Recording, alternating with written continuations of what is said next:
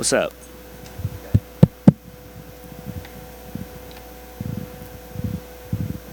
So, I'm a big event. How does it feel to be part of a fight night, the scale of this? Uh, Mic's not on. Hello? Hello? Can you hear me?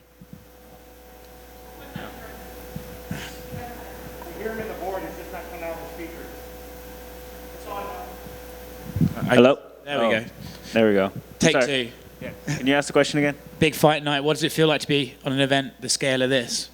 Oh, it's awesome. This is the kind of stuff I dreamed about before ever getting into the UFC. And all my other fights up to this point have been fight nights. And so this would be my first. I'm not on the pay-per-view portion, but I'm on a huge card, probably one of the best cards ever. Definitely the biggest of the year so far, so I'm excited. Does that add extra pressure onto you, knowing that you're competing alongside names like Israel Adesanya, P.D. Yang, names like that? Does it add pressure to you or no? No, it doesn't add any pressure. It makes me more excited. I feel like I've been around big names. I've been in this sport for 12 years, and I've been in Albuquerque, New Mexico, and that's some of the biggest names in the sport come from out of that town, and I've seen them and watched them train. So no, it doesn't add any doesn't add any pressure or nervousness. It makes me more excited. And we'll move on. How has preparation been for you for this fight? I mean, it's been a weird time for everyone trying to get ready for fights. The pandemic's obviously still going up and down and all that. But for you, for this camp, how's it gone?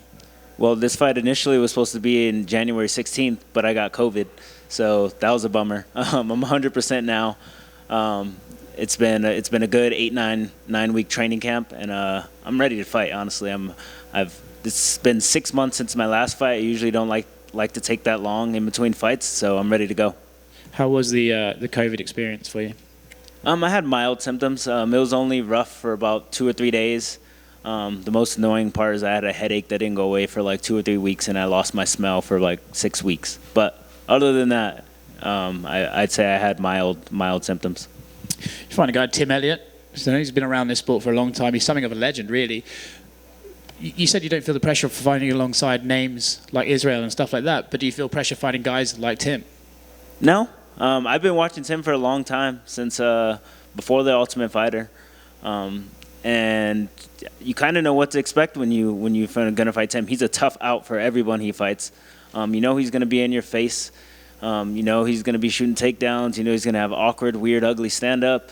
And I'm expecting all of it. He's a grinder. He's had longer than me to prepare for this fight, so I know he's going to be in good shape, and he's going to put the pace on me, and I welcome that. Is that one of those mindsets you have to go into this knowing, like, I've probably got 15 minutes of just grueling, chaotic energy that I'm going to have to deal with? Yeah, I haven't had a fight like that in a long time, and so honestly, that excites me. It excites you? Is that just you enjoy the bit of the carnage? I like chaos, and I like challenges. I want people to push me because I feel like it brings the best out of me. Cool. Well, I mean, it's a bit of a cliche question, but how do you see this fight going on Saturday night? He's in the UFC. I know for sure he hasn't been TKO'd or KO'd, so I want to be the first man to stop him. Best luck. Thank you. Jump right here. Phrases like "you know what to expect" is not often used when fighting Tim Elliott because he's such an awkward fighter. So, do you see tendencies in the awkwardness that people describe?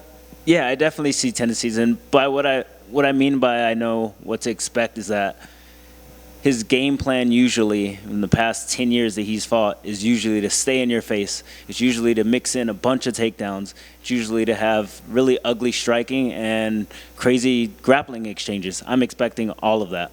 And if for whatever reason he changes up his style and he's more conventional, even better.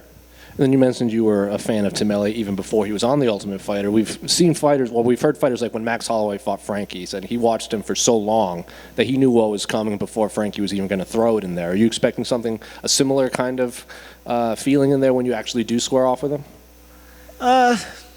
Kind of, but he's unpredictable in what he throws and how he throws it and where his shots come from. But I do think I have a pretty good idea of the type of game plan he's going to bring. It's not one of those things where like I was a fan and now I'm fighting one of my idols. It's not like that at all. I've trained with his gym before last year. I know he has good coaches behind him, and I'm just I just think I have a good idea of what he brings to the table, and I don't think that's going to change. And looking at the division, after the Brandon Moreno-Figueiredo draw, it didn't really seem like there was a clear-cut number one contender moving forward. So do you think that draw was any beneficial to the division because now they can rematch and then the rest of the 125ers can sort out who's next up in line? Yeah, if not just for the division, it was good because it was a great freaking fight. Like, I think no one has a problem, and I'm in the division, and no one has a problem watching that fight being run back. So I think it helped in terms of getting eyes on the division, recognizing that we have some guys in the division that have some skill. But I don't think it really put any kind of logjam in the division. All the top 5, top 10 guys basically had fights already and were working their way up. Joseph Benavidez had fought twice. And so, yeah, like all those guys had already fought each other. So why not run it back? And finally, how do you see the main event playing out between Jan and Izzy?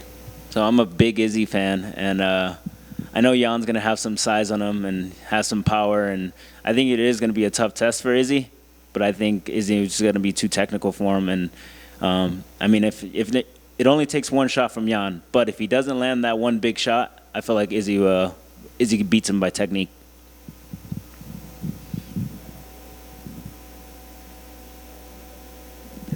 Thank you.